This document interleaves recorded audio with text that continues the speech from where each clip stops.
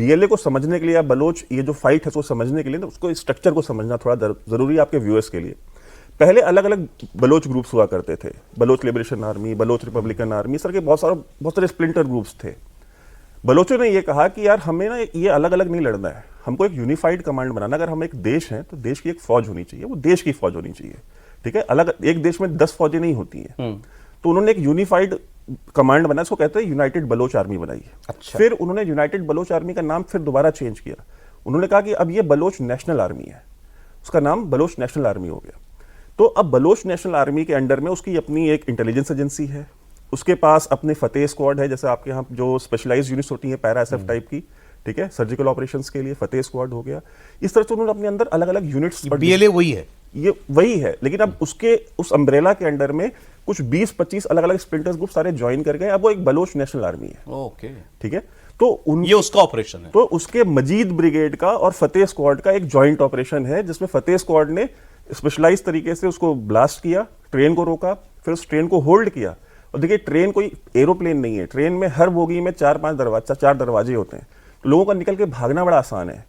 ये दुनिया में पहली बार हुआ है किसी ट्रेन को हाईजैक करके 48 घंटे से किसी ने अपने पास रखा हुआ है और कोई जा नहीं पा रहा। और जितने भी लोग गए हैं वापस, चश्मदीद के बयान आ गए हैं। चश्मदीद ने बताया कि 60 पाकिस्तान के फौजी तो उन्होंने हमारी आंख के सामने मारे, और ये पाकिस्तानी मीडिया में चश्मदीदों ने बोला है, जिसको कि बाद में वहां से हटा दिया गया मेन स्ट्रीम से। और जो लोग छूटे हैं वो आकर के खुद बता रहे हैं कि जी हमको तो बलोचों ने ही छोड़ा था, इन्होंने हमको थोड़ी छुड़ाया, हमको बलोचों ने छोड़ा था, क्योंकि मेरे साथ मेरी बीवी थी, मेरे बच्चे थे, तो जो बीवी बच्चों के साथ थे उनको छोड़ दिया उन्होंने। बाकी फौजी जो थे उनके सबके आईडी कार्ड्स देख देख करके उनको बिठाया हुआ है, और हर बोगी में एक मजीद ब्रिगेड का सुसाइड बम्बर बिठाया हुआ है कि अगर ये आते भी हैं ऑपरेशन करने तो आपको सिर्फ प्लग खींचना है। वो मरने के लिए वहां बैठा है, वो मर जाएगा लेकिन इनको जाने नहीं देगा। मजीद ब्रिगेड बनी ही सुसाइड बम्बर्स के लिए है ना। It consist of 100% suicide bombers only.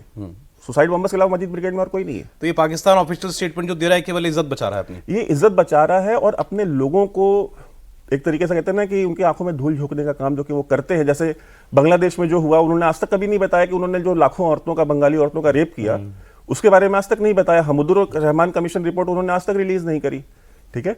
तो ये जो सारा का सारी जो चीज है कि एक कहते हैं ना कि एक आई वॉश करने की जो कोशिश की जा रही है, ये वही अटेम्प्ट है। वहां स्टैंड ऑफ चल रहा है अभी भी। हाँ सर, मेरा ये मानना है कि कभी आप पाकिस्तान आर्मी पर भरोसा कर ही नहीं कर सकते, और उनके सूचना तंत्र पर तो बिल्कुल नहीं कर सकते। आप आखिरी दिन देख लीजिए, जब भारत बांग्लादेश वॉर चल रहा था, जो जनरल सिंह था, जो टिक्का खान था, टिक्का खान जो है वो बलात्कार कर रहा है, कत्लेआम कर रहा है, और भारत की सेना जाके मतलब 91,000 को आपने सरेंडर करा लिया। जब तक वो सरेंडर की तस्वीरें सार्वजनिक नहीं हुई, बीबीसी ने बताया नहीं, तब तक पीटीवी ये चला रहा था कि पाकिस्तानी सेना जो है बांग्लादेशियों को खदेड़ रही है, मार रही है। तो मुझे कतई भरोसा नहीं होता कि बलूचों ने जो तैयारी उन्होंने करके रखी थी, क्योंकि मेरे कल 2 बलूच लीडर से बात हुई है। जैसे भाई साहब ने कहा, जी हाँ, क्योंकि उनका डायस्पोरा पूरी दुनिया के अंदर फैला हुआ है। जिस तरह से वेल कनेक्टेड कश्मीरी पंडित्स हैं, ठीक उसी तरह से बलूच पूरी दुनिया के अंदर वेल कनेक्टेड है। चाहे आप यूरोप ले लीजिए, चाहे अमेरिका ले लीजिए। वो क्या बता रहे हैं सर? वो ये कह रहे हैं कि देखिए साहब, हम तो सरफे कप जो हमारे यहाँ ये बैठे हुए हैं आर्मी के अंदर, जो हमारी लोकल आर्मी है, जिसको आप बीएलए कहते हैं या जिसको आप यूनिफाइड आर्मी वहाँ की कहते हैं, एकीकृत, वो उनका ये कहना है कि भाई हम तो सर पे कफन बांध कर बैठे हुए हैं, हमको तो पता ही है कि हमको पाकिस्तानियों के सामने जाना है तो या तो मर जाना है, या गायब हो जाना है, या हमने अपने आप को सुसाइड कर लेना है। बोले हमारी 90% खबरें वहां से बाहर नहीं आती। 4 दिन पहले मैं मौलाना फजलुर रहमान का एक स्टेटमेंट देख रहा था, नेशनल असेंबली पाकिस्तान यानी उनके संसद के अंदर।